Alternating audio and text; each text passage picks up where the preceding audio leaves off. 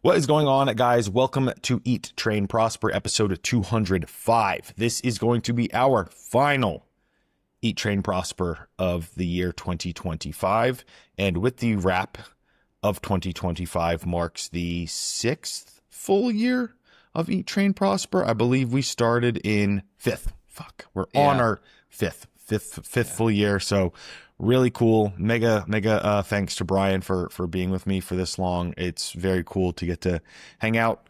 I'd say this year we averaged probably like 3 or 2.7 episodes per month, still this far into it, and for all of the excellent conversations and hanging out we get to do 16 hours away over a computer screen. And thank you obviously to all the listeners who tune in and find value in the things that we go back and forth about. So this is going to be a December, or what I call New Year, Instagram Q&A. Brian has some updates, and we're going to dive right in. Yeah, also very thankful for being able to do this with you and stay connected all these years later. Super cool.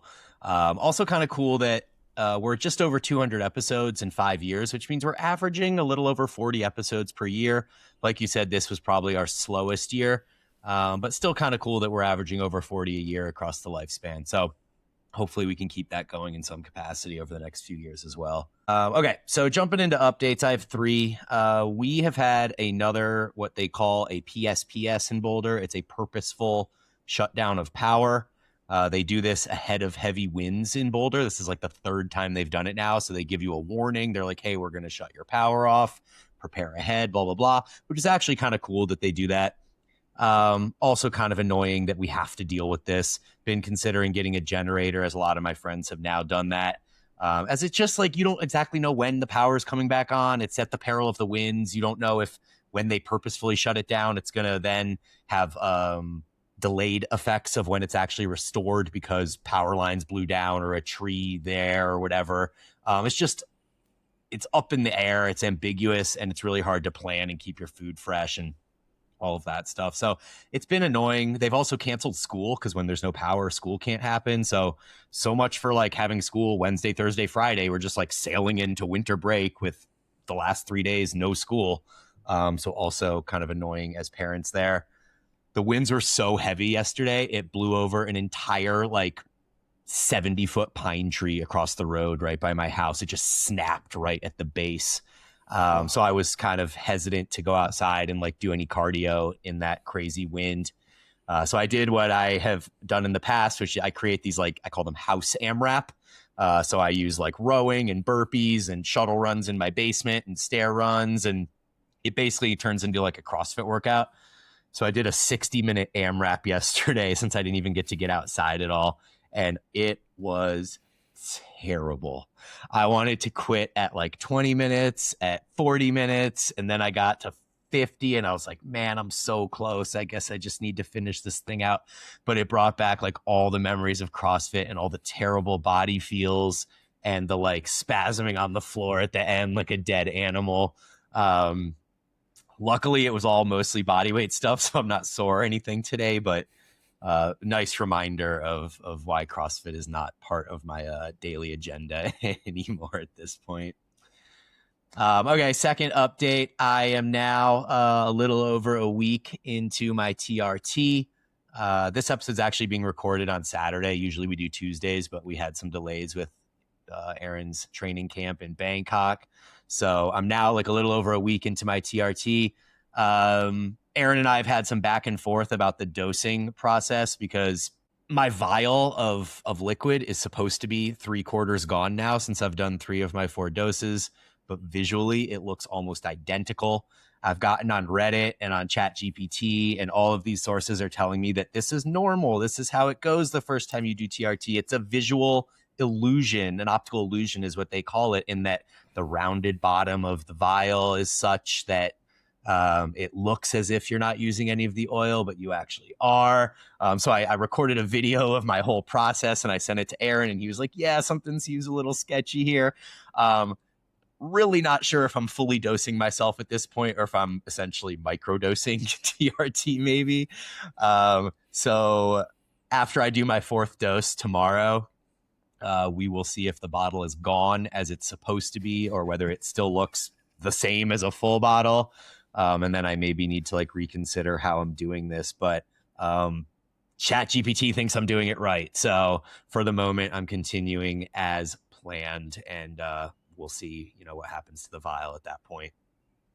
Overall, not really feeling anything yet. I mean, maybe like very slightly, I'm feeling like a little more energetic in the morning. It could be placebo. I would assume I'm probably not feeling much at this point. So just stay in the course, and we will see. Final update. We have holiday plans. We're taking a cruise from end of December through the new year. And I'm not as excited about it as I should be. I feel like cruises have this super busy, like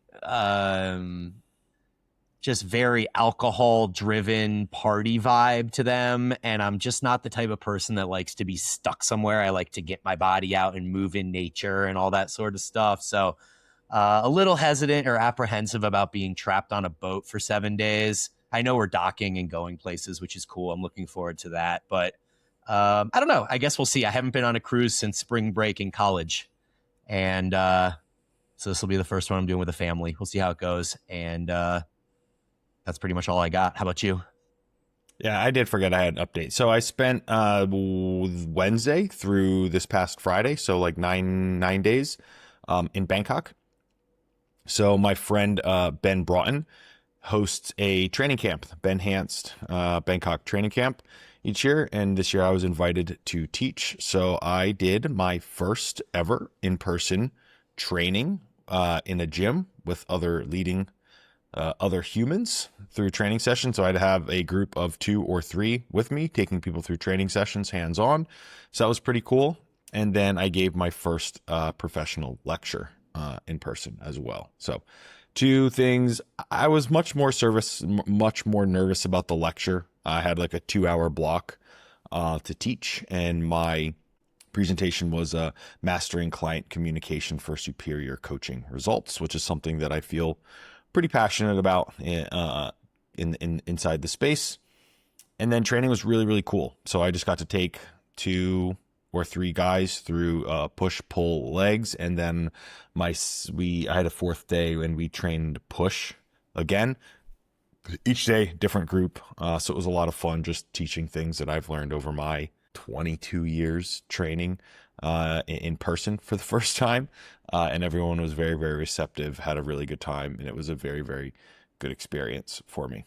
Yeah, we've talked a bit about this offline, but these types of camps, as you've noted, are notorious for lack of sleep, but also for manifestation of like insane amounts of energy and adrenaline, just kind of fueling you on how cool the experience is, and being able to constantly be inundated and surrounded by all these different people that respect you and that you're able to kind of influence in a super positive way. And so I'm really glad that you've gotten to experience that, and hopefully more of them in the future. Yeah, I think we're doing some planning for next year, and I think there's going to be a couple seminars in camp. So one will be stateside. As we get more details, I'll obviously release details on that, and I'm sure some listeners and some of my own personal clients will fly to that seminar, which I'll be excited for. That one's going to be 3 days long, and then we're going to do a camp in Bali, I think next summer, for probably either 5 or 7 days long. Sweet. And you'll be living in the west side of the United States at that point. Yep, but I already have 2 trips planned back to Bali in the first half of the year. So sweet. I love that. Sweet. Should we dive in? Or sorry, anything else from you before we dive in? No, that's it, man. I think this first question will go to you, because it was sent in to you, and it's about as general as it gets. So the question is, mini cut training principles? ? In a very short and straightforward way, they don't change. A mini cut, I think by definition, is 2 to 6 weeks, right? 2 weeks on the hyper short end and 6 weeks on what would be considered like a pretty conservative mini cut. It's just too long to need to change training. And what's the, kind of worst case scenario would be a 6-week mini cut. Your training volume stays, high or at baseline, and you need a deload at the end of the mini cut because of the training and the reduction in caloric intake and increase or decrease in recovery capacity. So be it. It's 6 weeks. It's a short enough time frame that I would strongly suggest not changing any variables besides your food and potentially increase in energy expenditure. Yeah, and then I guess just for anyone that isn't familiar with the very basic nature of a mini cut training principle, it would essentially be that the deficit is even more aggressive and larger than a standard cut because you're doing it as a sprint, so to speak. So it has to be a little bit harder in the paint there. And that's kind of the whole idea, is instead of cutting calories, 500 calories, say, or 300 calories and doing it over a long period of time, you might go 1,000 or 1,500 calorie deficit or something crazy. And kind of just do that for a 2-week or 3-week or 4-week period. Exactly. All right. Well, this next question I'm actually super curious about. It's about your training camp here. So the question was, when Aaron trained at camp recently, did he stick to his low volume program or did he jump in with the other guys' training programs? So I alluded to this a little bit in the intro, but I led groups through training.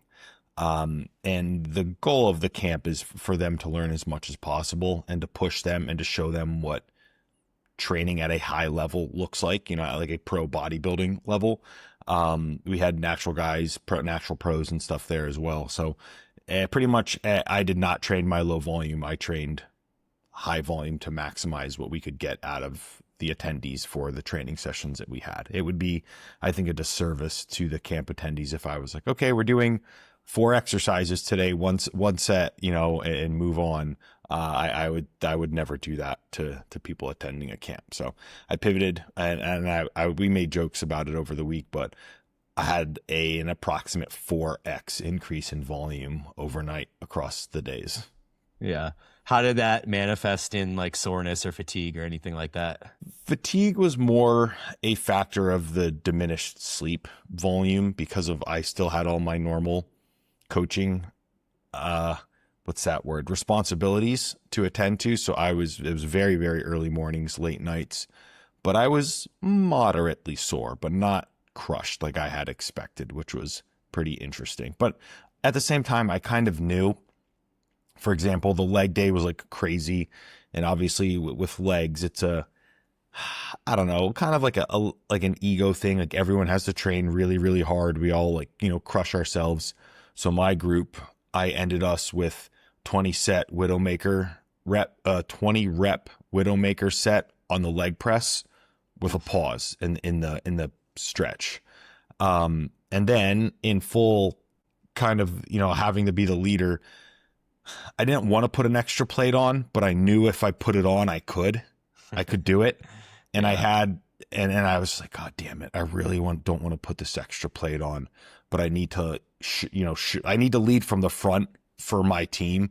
So I threw an extra plate on each side on the leg press for my 20 rep. And I ended up getting like 24 reps. And the last 4 reps were just pure hell. But then knowing the training session that I just did, I basically ate as much carbohydrate as I could fit in my body for the rest of the night. So I probably had 700 grams of carbs that day. And I only got like moderately sore, like a normal kind of leg soreness. But I made sure to put a lot of fluid in after, and like a lot of rice and pita bread and those sorts of things. And yeah, it worked out decently. Cool. So now do you jump back onto your kind of single set low volume program as you were, just right back into the grind? Cool. And then my last question on this while we're on the topic is, you've pointed out a couple of times on your story as you're doing this program, just how well you're responding to this like super low volume, high intensity training. And if I'm correct, I think you're doing 7 exercises per session, like 2 chest, 2 back, a shoulder, a bicep, and a tricep, something along those lines for upper body. And so mostly, 7 working sets. Is that kind of the idea? Is that the training you've been doing? Yeah, it's crept up a little bit. So I would say I average on the upper body days 8 to 9 exercises. And what I ended up doing actually was I only do biceps once over the week and I only do triceps once over the week. And I moved that other exercise to delts. Okay. Cool. Yeah. So like 2 exercises for chest, 2 for delts, 2 for back, and then occasionally an arm. Yeah, I might do 3 for back. I do 3 for back on both days. Yeah. Nice. I like that. So is that a like a wide abducted row type for the upper back, a lat pull down one, and then what would the third consist of? Another lat one? I actually no, have another upper back one. I have an emphasis on my upper back, so I'm actually only doing one lat. I have to think now because it's been almost 2 weeks since I've done it. I think I only have one lat exercise, specific lat exercise. No, I have one on each day. So I have like a bent over barbell row that's still done with a little bit of a lat emphasis. So I'm like keeping the elbow in close. And then I have a supported unilateral cable row, but then 2 upper back, 1 lat on one day, 2 upper back, 1 lat on the other day, because the upper back just needs to be my priority. My lats are much more better developed than my upper back. Sweet. Awesome. Sounds good. Okay, this one is for you, Brian. Do you expect to gain muscle and strength on TRT?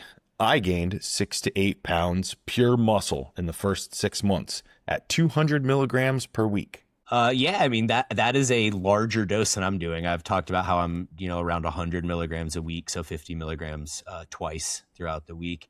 And to be honest, like I don't really care if I gain muscle. I don't know if I may at some point. My thought would be maybe 2 to 4 pounds, but I honestly would be totally happy not to gain any muscle, because the reason that I'm doing TRT is more for the kind of subjective sense of well-being in life. And like I was talking to this guy at one of the dads at school, and he overheard me talking to one of the moms about how I was starting TRT, and he's like, "Oh, you're doing that? Like, you seem very young and like, very in shape and blah, blah. Like, why do you need TRT?" And I was just kind of like thinking about that. And my answer was mostly that if I'm 43 and I could potentially feel similarly to the way I felt in my 20s or whatever, like I am game for that. So I don't feel at 43 like I'm struggling with, energy or any of these things. It's like I said before, I'm still working out 6 days a week. I'm still doing all the things that I need to do in life to work and be a parent and all these things. It would just be really cool if I could do them with slightly less discipline and slightly more intrinsic motivation. So that's really the basis of it for me. I'm not like sitting here struggling, being like, oh man, like if I don't get TRT, I don't know if I'm going to make it. I really just want a low dose to subjectively feel better. And I don't intend on gaining any muscle from it. But if it happens, like you guys will be the first to know. Yeah, I'm very interested. I don't know. And that's me being honest with everyone. There's been a lot of things that are kind of hard for me to wrap my head around with my experience, and obviously it's a lot different. I'm a bit of an outlier, I would say, in my experience, but I got my labs done first day when I was back in Thailand. And because I have spoken about this numerous times on the podcast, I've had a lot of high estrogen symptoms, and I can't run my TRT at 150 milligrams per week. My estrogen is too high.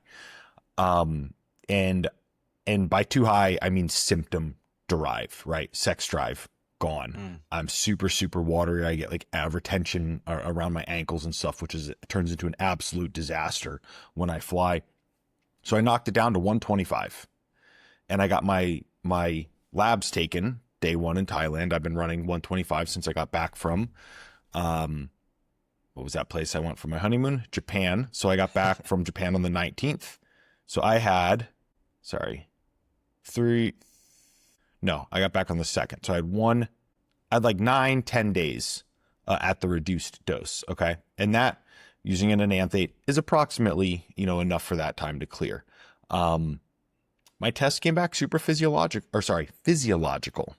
972, upper end, but still, and I'm now in a physiologic range. I'm not losing muscle mass or anything, and I'm still way larger than I was as a natural. I'm talking 40 pounds heavier at an equal body fat percentage. So, almost equal. So I would be, I think with you, how you train, because in the other facets of your life that you have in place, I do think you will put on some muscle, but I think it will be from a change in nutrient partitioning, because with the exogenous testosterone, you partition carbohydrate much more favorably. And I there's things that I can't explain, and that's why I'm saying on the podcast, I honestly don't know, but I know the things that I've observed in myself and like close friends, even running lower doses. And it's even people, I've had now 2 clients switch from using enclomiphene for their TRT, and that enclomiphene put them super physiologic in the ranges, to running exogenous testosterone at an approximate equal. Their ranges are actually lower now. The physique changes are undeniable. And I am in control of their nutrition. I'm in control of their training. And these are clients I've worked with for years. So there's things, like I said, I don't understand the mechanisms, but changes do take place. And I feel very confident in that statement. When in the process do you think that those changes start to be noticed? At a true 100 milligrams, I would say maybe like 4-ish weeks in. Okay, yeah. Cool. And what it would start is you might notice like, man, I'm hungry. I'm like, and because like you live a very similar, like your training frequency and volume is similar, you're pretty regimented within your own baseline of how your nutrition is. You'll just start, I think, seeing things there. Once the dose is actually, we're ensuring that it's all making it inside of you. Yeah. I don't know if I'm just placeboing myself into it right now, but I feel like I'm way more watery and like bloated than I would expect to be at this body weight. So I've already lost some body weight since like 2 weeks ago when this all started. I've just been eating less and my appetite's been a bit lower. So I feel like even though I've lost weight, I should be feeling leaner and like, oh, things are popping, but I just feel like that smaller, watery, like bloated version of myself. So I'm waiting for things to kind of turn back around or clear out or whatever is going to happen. Yeah, you just have to wait. Don't change anything for at least like 4 weeks, because then you won't know what the change was. Yeah, cool. All right. Then to hear, I guess we'll be quick on this one. Just kind of go through. The question is, what's your guys' favorite movement for each muscle group currently? How about we just pick a muscle group. I choose mine, you choose yours, and we move on to the next one. That'll be pretty easy. Yeah, right? Totally. Yeah. Chest. So we can go, chest. I like you and I both, I think, maybe agree on this one. The fly press hybrid with the cables, kind of seated cable fly press hybrid, I think is my favorite. I just love the fly press across any version. I love the dumbbell one as well. I know you're not a huge fan of that one, but any of those chest movements where my arms are slightly abducted, but not so wide as to be a fly and not so narrow as to be a press, those ones just work for me. I don't know. I think almost all of my chest training now is some version of that slightly abducted elbow position. Yeah, I definitely agree there. Well, let's stick with the pressing movements. I don't want to do like anterior delt and forearms and all those things. Let's pick the major ones. Lateral delt. Yeah, lateral delt. I think it's still and has been for a long time the lying cross cable Y raise. So you're lying on your back. The cables are in front of you, like if you were doing a standard Y raise. But I don't know, something about having that stability of the bench behind me, and then I kind of prop the headrest up slightly and call it like a princess headrest, as Jordan Lipp says. It just feels so good, and it allows me to really push my lateral delt specifically to the limit without any compensation. I really like that one too. I should put that in, especially now at Undefeated. I have the capacity to set it up well with our free motions.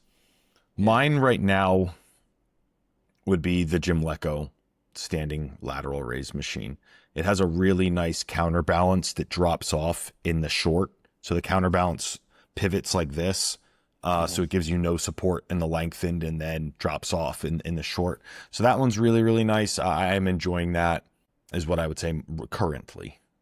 Yeah, I set up the cross cable Y raise the same way, where the forearm is perpendicular to the resistance at the stretched position. So it actually does get a little bit easier as you get to the short position as well, which is really nice for lateral delt work. I find any lateral delt work that is short overloaded, like a standard dumbbell lateral raise, it just feels wonky at the top. It's so hard that it just doesn't feel good on my shoulders, and then overloading them more lengthened just kind of feels smoother throughout. Yeah, I would agree with that. All right, how about upper back? Or okay, we'll just stick with triceps. Man, I think my all-time favorite has to be the one-arm overhead cable tricep extension. I don't actually have that in my program at the moment, but I really do like that single arm variation, and I'm not as big of a fan of the bilateral version. Like, it's fine, But I really do like the single arm one where you can kind of line the elbow up perfectly in that scapular plane. I would have to say currently is a prime short bar cable tricep press down, but you use wrist cuffs wrapped around the base of your palm. So it's about like shoulder width grip. The cuffs are in here, and it just, you don't have to worry about the grip as much, and you get a nice stretch. You kind of just walk until you're in a stretch, and that I would say is my favorite. I put the guys at camp through that, and they really liked it as well. Yeah, that one's in my program right now too, exactly that same way. But I'm supersetting it with tricep push-ups afterwards, and taking a set of those push downs to failure and then going right into the push-ups is super gnarly. Yeah. Upper back. All right. I think for me, it is and probably always has been for a while the chest supported T-bar row. And that is really specific to my home gym, because if I had access to everything, I think it would be the seated prime row that has the D handles on it and the chest support that you and I did at the gym in Prospect when you were here visiting in Colorado. That's probably my favorite upper back version of the pulling, but the T-bar row that I have at home is my best option there. Right now, I would have to say it is a cambered bar, like bent over row right now. I'm really, really enjoying that. And that's the exercise I would say on the training day that I have it that I'm most itching to progress. How about lats? We have the Nautilus Explode pull down, and it's I think it's unbeatable, literally. So that one is I mean, you set it up with a cable as well, but unilateral, not a straight pull down, like maybe a 45, maybe even like a 40 degree, just elbow straight down with a semi-supinated grip. It's really, really hard to beat that stimulus for me with that exercise. Yeah, I basically do the same thing with my cable and, seated on the bench, using my hand to kind of brace against the top of the bench that's set up vertically. And that's for sure, for the last number of years, been my favorite lat movement. And I kind of twist my torso just ever so slightly, so the arm is coming across the body just a teeny little bit, so it's not directly sagittal plane. It's slightly, I guess, transverse would be the idea there, where you're pulling a little bit across the body, getting a little bit more stretch of that lat across, but more or less the exact same setup. Yeah. Okay, so that's upper back, biceps. Upper back, lats, biceps. Very similar to the tricep that I said. I set that up, but with nylon or plastic D handles and a standing facing the cable curl with the short bar. I love it. Okay. Yeah, I don't love the facing the cable one for whatever reason. I kind of feel like similar to the way I feel about short overloaded lateral delt movements, in that it's just hard.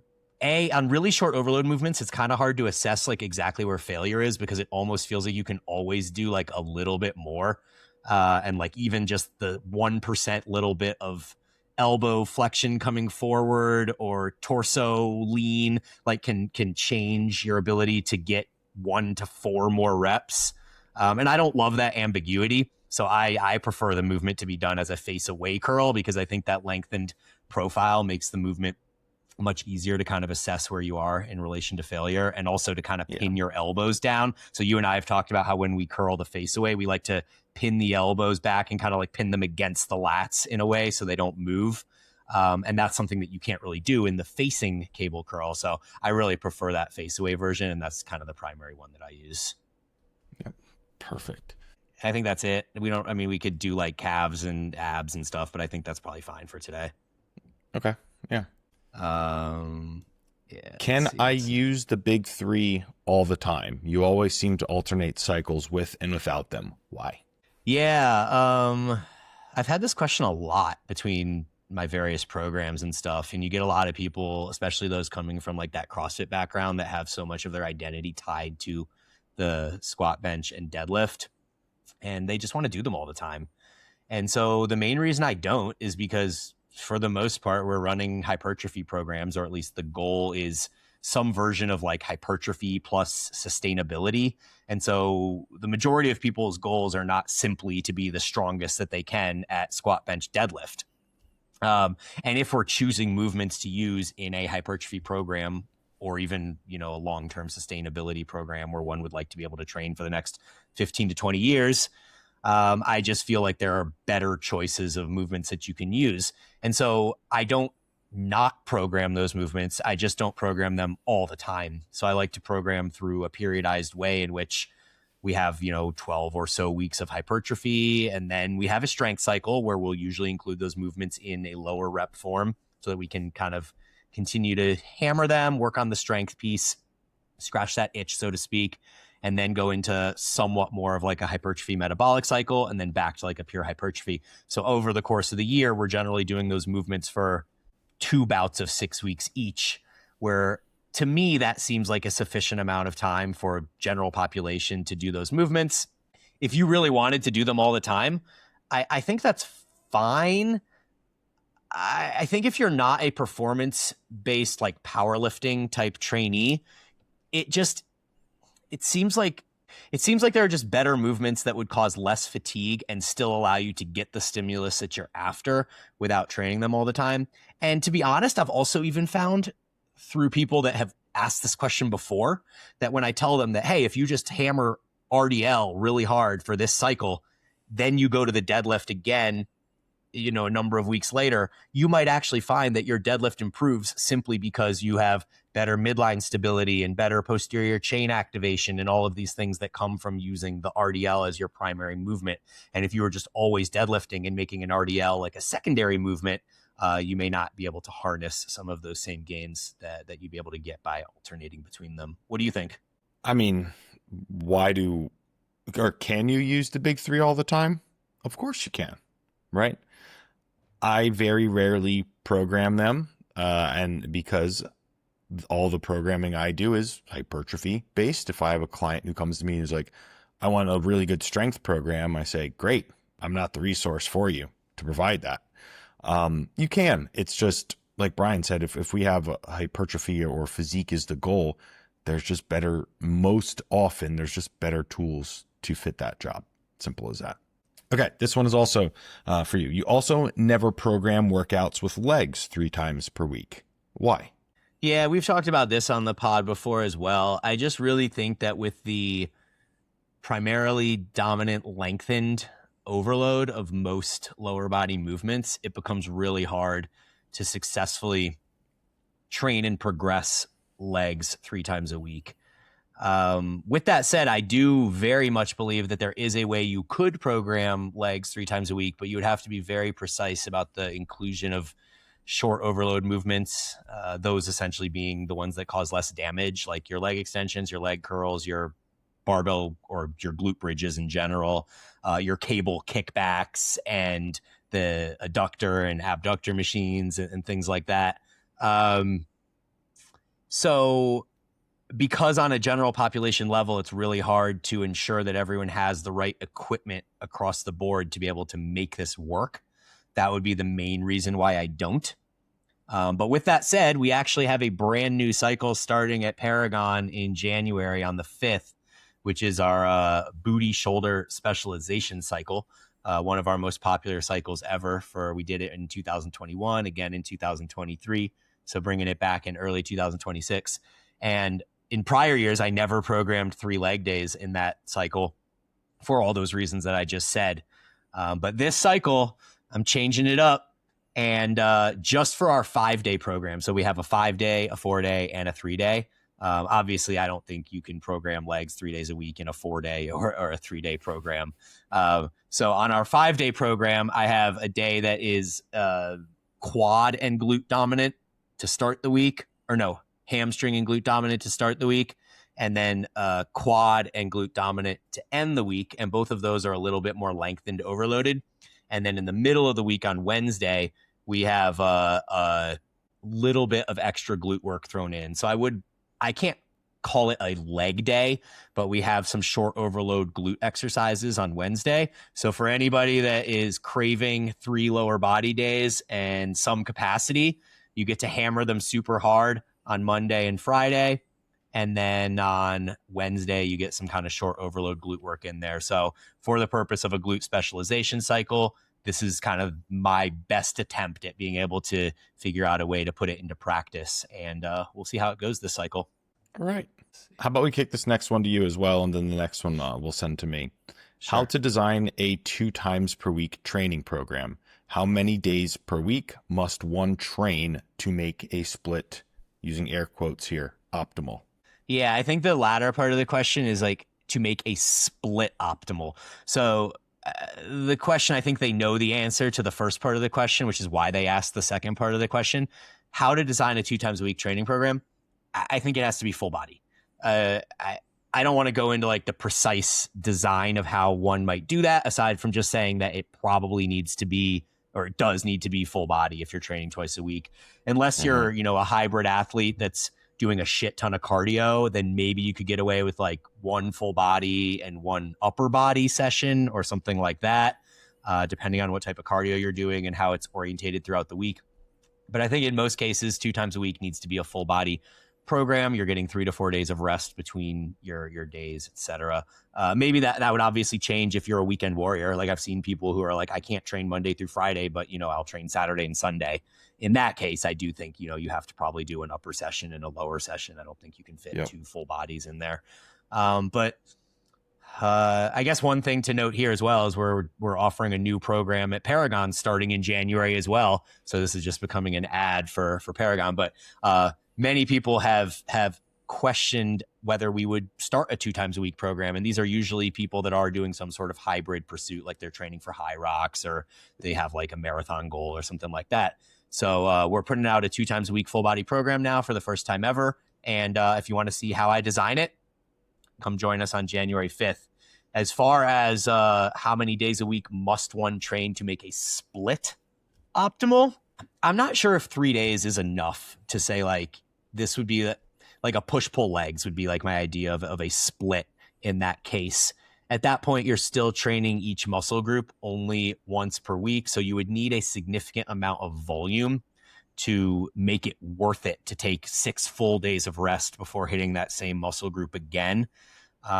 There's probably ways, and I've done this, where you can design a 3 times a week program that might be a little bit more optimal as a split. Say like you have a chest and back day, so you're getting both push and pull on a Monday, and then you have a leg day on a Wednesday, and then say your Friday is shoulders and arms, but you're not just doing shoulders and arms on Friday. Say you're doing like some steep incline work where you're getting a bit of upper chest, you're getting some dips in there for triceps, so maybe then you're getting a little bit of lower chest.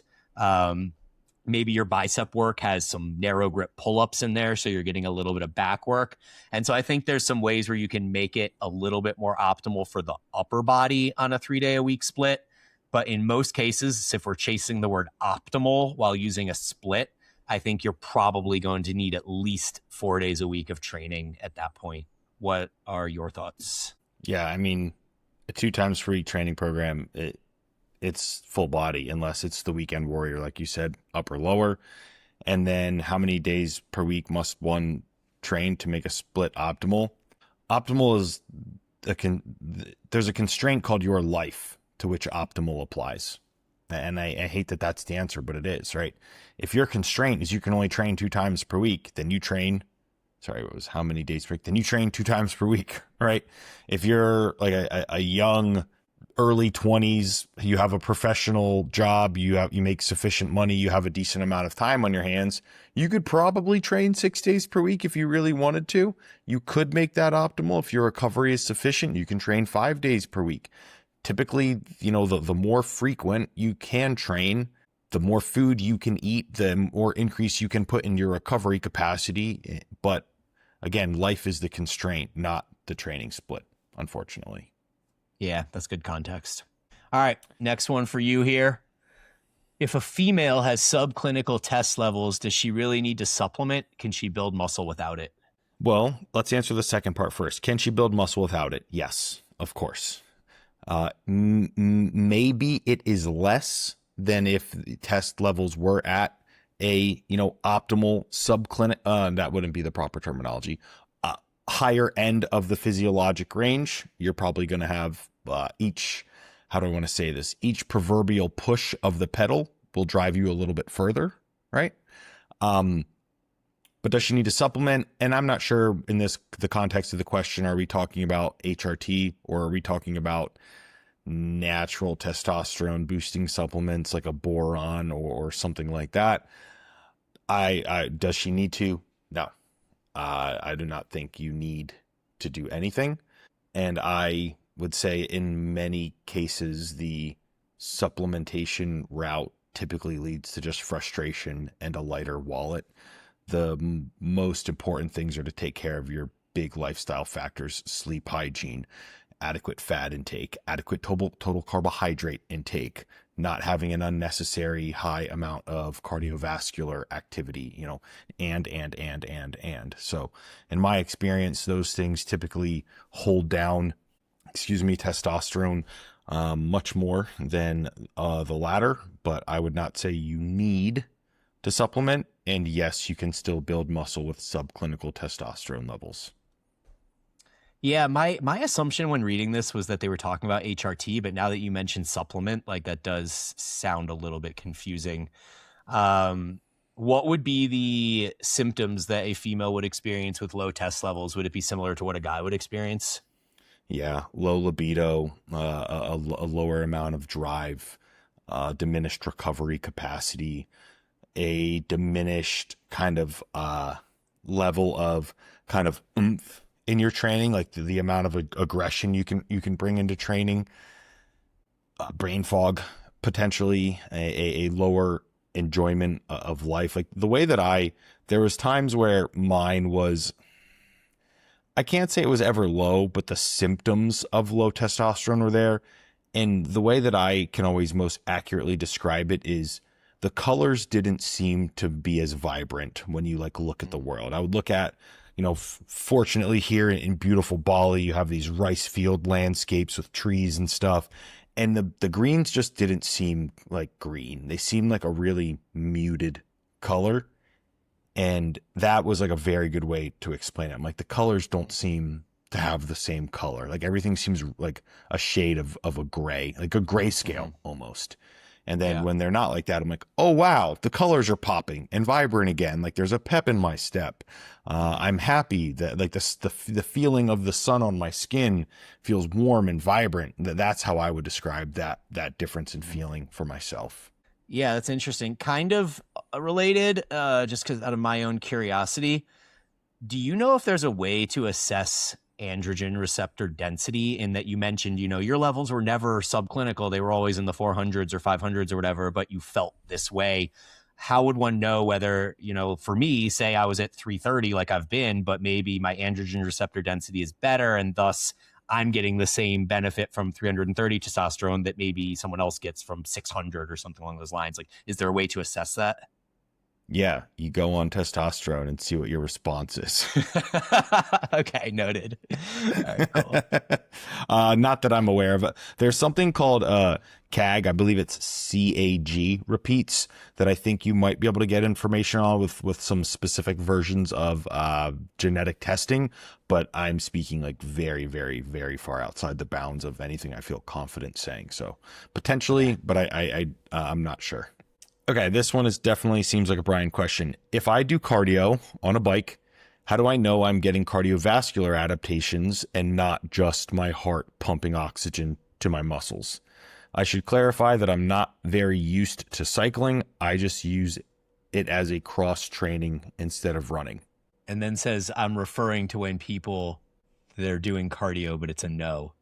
Yeah, it doesn't make sense. I'm not sure I quite understand the question. So how do I know I'm getting cardiovascular adaptations and not just pumping oxygen to my muscles? So they both are kind of happening. Zones. Yeah. I mean, the adaptations part is important. So I think that what my response would simply be is like, the goal of cardio is to pump oxygen to your muscles in a sense, like, or that's a background effect of what's happening in cardio is you are pumping oxygen to your muscles. How do you know you're getting adaptations? Is that you are improving over time. So it's like we talk about with weightlifting, the philosophical approach to progressive overload, where you're not necessarily forcing progression week to week, but you're getting to a point where you're like, oh, that weight is now too easy. I should increase weight next week. I think it's kind of the same idea with cardio is like, yeah, you're doing the cardio and you're pumping oxygen to your muscles, so to speak. But over the course of weeks and months, is your performance improving without you like having to force improvement? You're simply doing your cardio as you usually would. And you're like, oh, suddenly I'm doing it a little bit faster. I'm creating more watts, or my heart rate is staying the same, but I'm going further in my distance, or whatever metrics you're going to use. I mean, it's the same idea. You just want to see this improvement over time. I'm referring to when people, they're doing cardio, but it's a no. The last part just really confuses to me. So I would just stick with that first part and say that you want to see that progression over time.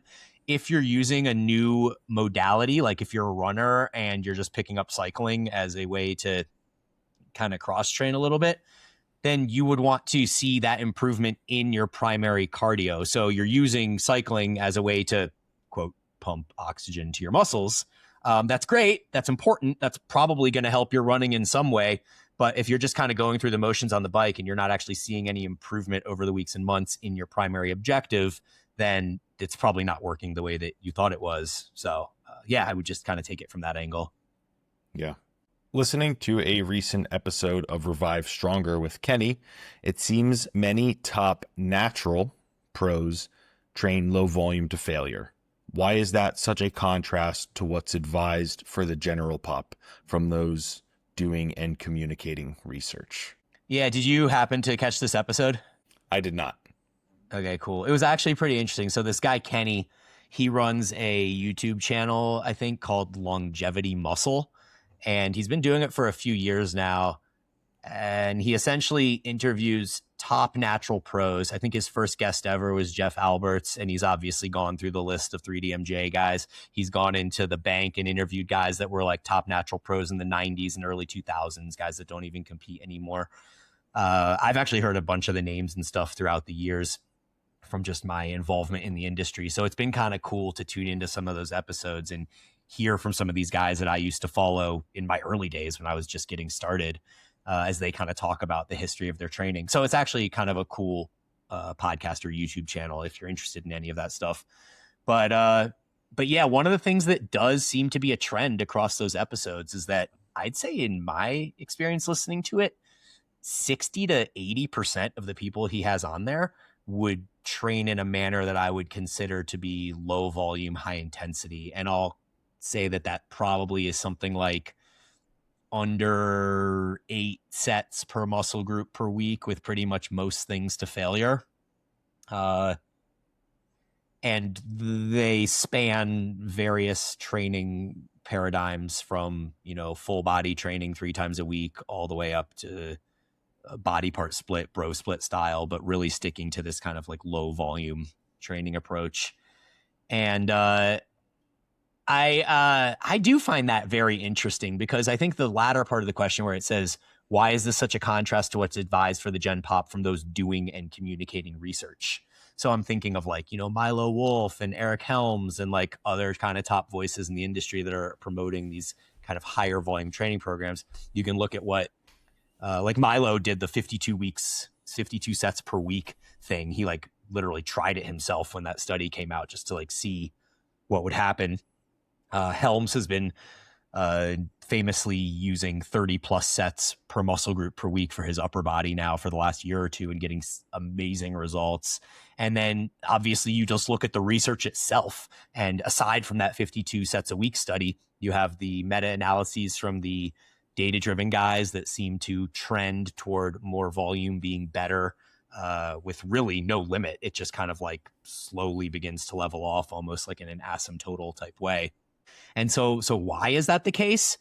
My guess would be that because the general population, which are the people that are being studied, are probably not able to, quote, go there in the same way that advanced trainees can. And I'm not saying that they're not in the lab going to what they perceive as failure, that there isn't somebody there yelling at them to do that extra rep or whatever. I just think there's a piece to coordination and intent that is different than simply going through the motions and hitting failure. And that's partially why, like, we did an episode a year ago at this point, maybe, where we talked about the natural arc of volume throughout a training career. And we discussed how it kind of like goes up initially, and then maybe your highest point is like in your intermediate years. And then as you become like super advanced, it kind of like tapers down a little bit. And I think that much of that has to do with that ability of the athlete to go there, create better intent, to get more stimulus. Because at the end of the day, volume is not just volume. Volume is a way to create stimulus. And so somebody could do 5 sets, but create less stimulus than somebody that does 1 set, simply because somebody is able to go there better and get more out of that set than the other person did out of 5 sets. So that would kind of be my assumption of it, is that these guys are advanced. They've gotten there through years of harnessing their technique. And that has made it such that they just don't need as much volume to create the same amount of stimulus. I don't think I could have said it any better myself. The only thing I guess that I would add is it's challenging because we need a way to communicate, right? So that everyone understands what it means. So we speak of something as a set, right? A set is just a colloquial term to say an amount of time spent on a machine or performing an exercise or something like that. But a set from one of the top natural bodybuilders, let's use my friend Brandon Kempter, for example, because I get to see him train all the time, is worlds apart from a top set of a university student in a research study. That I absolutely guarantee you. So the disruption and stimulus that Brandon can create in a set is worlds apart from what an intermediate or novice can generate on the same piece of equipment, right? So I think, again, when the top natural pros typically train at a lower volume, it's because they can squeeze so much more out of one singular set than the average commercial, gym goer can. So that would be my take on it there. Yeah, I think we pretty much have similar perspective on that. Cool. Very interesting and similar. Would you say Ronnie Coleman was a high, medium, or low volume type of lifter? Per a TNF YouTube video. Yeah, do you know this YouTuber TNF? I know TNF. I've not seen any of his YouTube stuff, but I do follow him on Instagram, and I will say I am particularly a fan of him. I think his information is pretty good. Yeah, cool. I had actually never even heard of him until this person sent me this question, and then they followed up in DMs to send me this video specifically where he analyzed Ronnie Coleman's training. And so I'd say I watched 80% of this video, basically until the end. And I was surprised by what was elucidated in the video. So my initial impression was that Ronnie Coleman was a high volume trainee. I think that all of the content that I consumed over the years through Flex magazines and watching his videos on YouTube and things like that, I was under the impression that, he was training with 4 to 5 sets per muscle group, doing 4 to 5 exercises per exercise. 4 to 5 exercises per muscle group with 4 to 5 sets per exercise. That was my impression.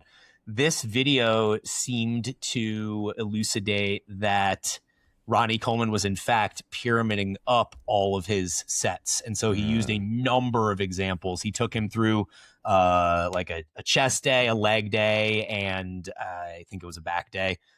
Basically, he might do 4 or 5 sets, but this is kind of what like his front squat looked like, is 10 reps at 135, 10 reps at 225, 10 reps at 315, 10 reps at 405, and then 10 reps at 495. And the way it was argued in the video was that the only set that really, really counted was the last one, because it was 495 to essentially failure. 405 times 10. I mean, that's a big set. Like, I mean, regardless of how strong you are, 405 times 10 is probably still like a working set at some level, even if it's 5 RIR. I'm willing to give it credit and say that's a working set. It was really the same thing on his bent over rows. It was like, 135 for 20, 225 for 10, 315 for 10, and then 405 for 10. Like that was his training. Like 405 for 10 is the work set, and then 315 for 10 is, yeah, that's still kind of a hard set. But based on this video and taking us through all of the various muscle groups where he essentially did them the exact same way, I think he's getting 1 or 2 work sets per exercise, and he's doing 3 to 5 exercises per muscle group. So he's doing somewhere between 5 to 10 sets per muscle group per week that would be considered working sets. And so in that case, like I would call him a low to medium volume lifter. If that is reality and that's the way that he trained, then I think that's right. And I also think that that's really good for this information to get out there, because if I was somebody beginning my training journey and I was watching Ronnie and I was reading in Flex magazine that he did 5x10 front squats, 5x10 bent over rows, 5x10 of like 5 different exercises, and I was going in there as a new trainee thinking that those were all work sets, then I might do 1 warm-up set because I'm not as strong as Ronnie. And then I do 5 work sets. And that is probably not what that person should be doing. They should probably be focusing on the 1 to 2 top sets, getting the most out of those sets. And I think that if that information was clarified in some way to the masses, whether it's through Flex magazine or his videos or something like that, I think that that would be a huge net positive for the training environment and in our industry as a whole. So yeah, maybe a low volume to medium volume lifter. I don't know. What do you think? I mean, I agree. I agree with everything you said. I would say, yeah, low to medium. I also think I like the, what's the word I'm looking for here? I can't think of it. I'm sorry. I like that this question is in close proximity to the prior question, right? Because I also, well, this is one thing I was going to say. As you get stronger, right, I think your volume inherently needs to come down a little bit. One, because of joint integrity, and typically joint integrity and age and strength are usually linearly correlated. But then also your warm-ups become more robust, and you do accumulate some stimulus in those warm-ups. Because you can't, let's say you're doing, I don't know, let's 405, right? You can't go from like 135 for a set of 20. Like, there's my warm-up, now I'm going to 405. You need to kind of incrementally adjust your body to the load that you're going to be using. You have to prep to move, to perform at a high load amount. So you do accumulate some stimulus through that warm-up process. And typically, the stronger that you are, the more comprehensive your warm-ups become. For example, Chris Duffin, I think that was his name. He was a power lifter. And in 2020, maybe 2021, he squatted 1,000 pounds for 2 reps, I believe. And the lead up to it was rather extensive. He squatted, I don't know, like 225, 405, 495, and then he all the way up to like 800 or something like that, or 850 was his like final warm-up. He did like 7-8 warm-up sets before this top set performance. You need to be primed to perform. So as you are stronger, you need more priming. Therefore, your total accumulated like warm-up sets potentially bleed over into a net stimulatory range, even though it isn't, quote unquote, an actual working set. Yeah. I actually think we see a lot of the same with Dorian Yates. And so it's really interesting that, you can look at Ronnie Coleman and be like, oh, he's a high volume lifter because 5x10 of all these various movements. And then you look at Dorian Yates, and if his program was written the same way that Ronnie's was, like you could literally write his as 5 sets of the bench, 5 sets of flies, but his was done in such a manner that it was like he was believed to be a low volume lifter. So people almost gave him the benefit of the doubt. And they're like, oh, those earlier sets, they don't count because he's not really at failure. But with Ronnie, for some reason, people just were like, oh yeah, all of those are work sets. Like, I don't know why there's a disconnect between the way that they perceive people simply by whether they are predetermined as a high volume or a low volume lifter. But my guess would be that the way that Ronnie and Dorian both got to their top set was probably somewhat similar. Maybe Dorian did fewer reps. He might have pyramided down his reps where Ronnie kind of kept the reps stable, but they're still both getting to the point where they're doing one set that's basically to failure or really close to failure. So it's interesting to kind of see that across as well. Yeah. Okay. So the next question is very, very similar. How do we set a good standard for what actually counts as a set? Is it sets close to failure, or all sets, or only sets that actually hit failure? Yeah, I think we've sort of hammered this already in the prior two questions. I think it's probably sets close to failure. Like, you can't count all sets, obviously. Like, Ronnie's 135 by 10 front squat is not a set that counts. But by the same token, like, we probably would count his 405 by 10, even though he still had some RIR there. And even though he could go to 495, that's still a significantly challenging work set where you kind of have to like get in the mindset for. Like, RIR is probably the best way to do it, where you're like, okay, like any set within 3 reps of failure, say, depending on the movement. Like, if it's a pull down, I would say anything within 2 or 3 reps of failure. If it's a really heavy squat or deadlift, I'd give you 5 or 6 reps from failure. I think that's still a work set. But so it is a little bit exercise dependent, but I do think that it's not just sets all the way to failure. And it's definitely not all sets either. It's somewhere in between, and it's probably exercise dependent. Yeah. What I say is it's intent based, right? Is this the intent when I unrack this? Am I warming up still, or am I working? And that's what I think. If I had to provide a very simple answer, that's what I would say. What are you going in this set with the intent of? Is it to continue warming up, or is it to perform? And that's how I would define it. Yeah, I think that's right. All right, cool. I'm going to send this next one to you because you are the master of this. So how do you find quality gyms while traveling? Also, do most gyms have a day pass drop-in rate, if you ask, even if it's not posted on the website? So part 1, how to find quality gyms while traveling. What I do is I go on Google Maps and I kind of zoom in at the general area that I will be, or that I am looking for. And I type in bodybuilding in the search bar, and it's going to return bodybuilding adjacent type stuff. Now, obviously, let's say I wanted to find a CrossFit gym. I'm going to type in CrossFit. Okay. And as long as you get a close enough term, Google Maps is going to provide you pretty adjacent things. Like, I'll type in bodybuilding and it will show me, like, private personal training studios and stuff. And then I just click through all the options, right? And see, and if there's like nothing there, I kind of move the map over to a new area. Now, I'm not like hyper zooming in on like a neighborhood. I'm zooming in on maybe like a 25 minute drive.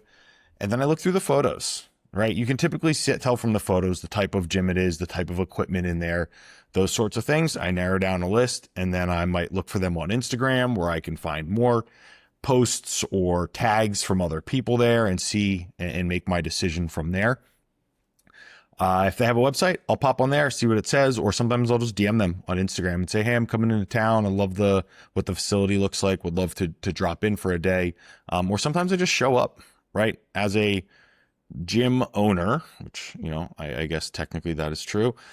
You make a lot more money per visit from your drop-ins as opposed to a monthly, quarterly, or yearly member. So most gyms are typically going to take a day rate, because a day rate might be $20 to like $40, $50 in some gyms, right? So that's what I do. Yeah. I do think that almost every gym takes drop-ins, so that would be the first part of that. I've never been to a gym actually that doesn't. So absolutely, you can do that. As far as finding quality gyms while traveling, I've kind of fallen out of this game a little bit.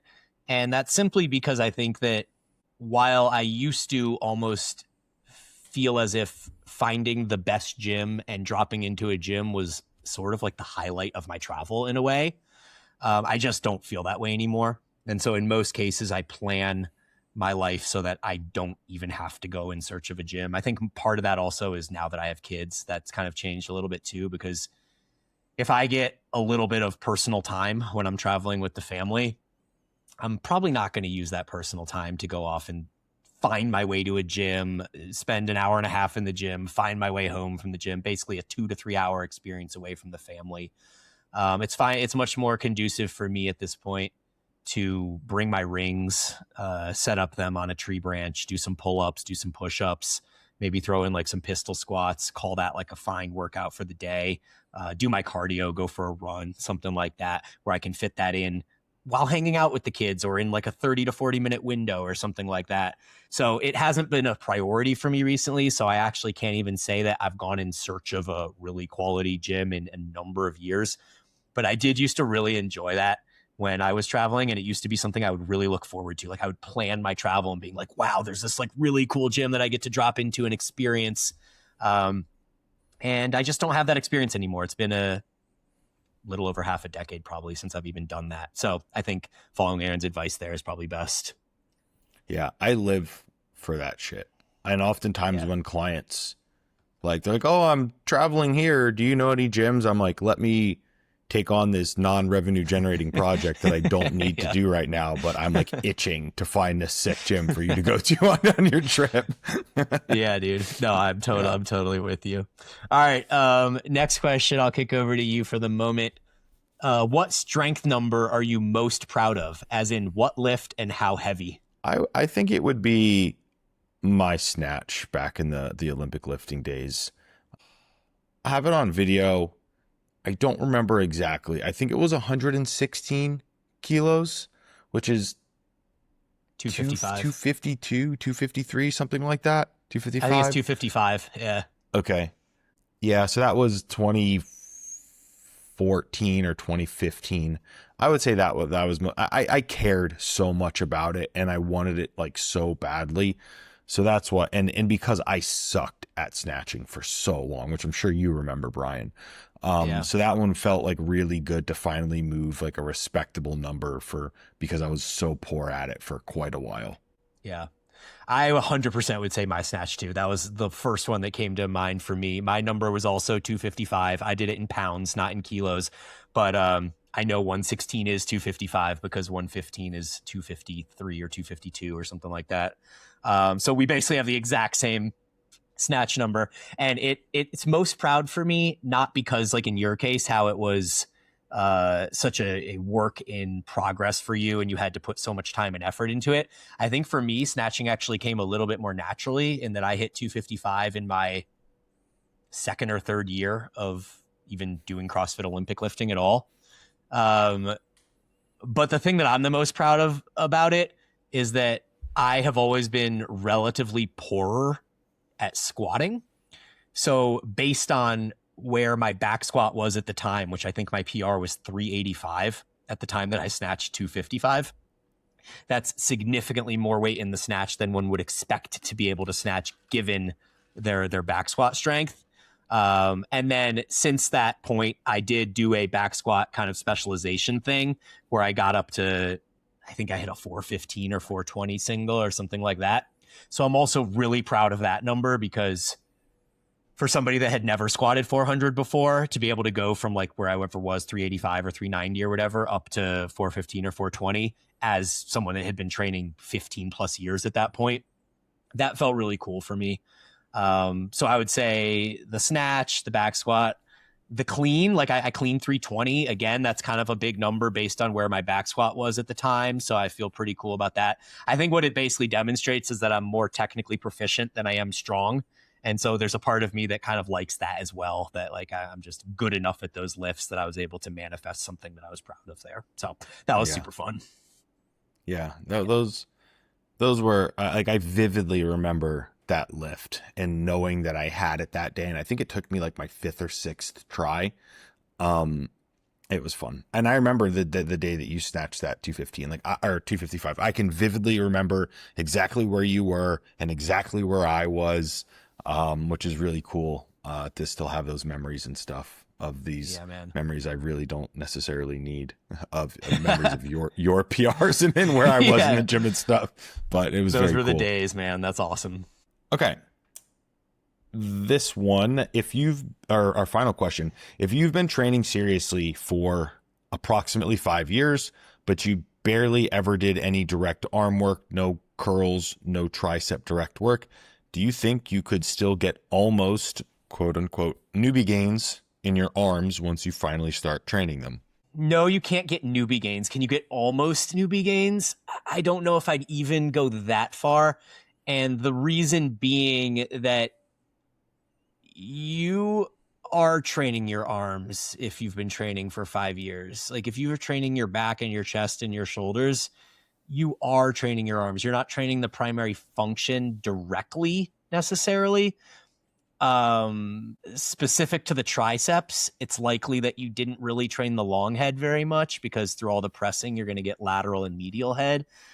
But man, I can straight up tell you that I have seen some military guys that have told me they have done nothing but push-ups and pull-ups for their upper body training for the last 10 to 15 years. And these guys' arms are insanely developed. Like they have horseshoe triceps and veins and massive biceps. And like, I also didn't train arms for the first 3 years of my training journey because I was following Hard Gainer, where basically everything was supposed to be a large compound movement where you get the most bang for your buck. And my arms grew. You definitely 100% will improve your arms when you go to beginning to training them directly. Like there is for sure some gains to be had, but I don't feel comfortable saying that it would be newbie gains or even almost newbie gains. Yeah, I'll answer it slightly differently.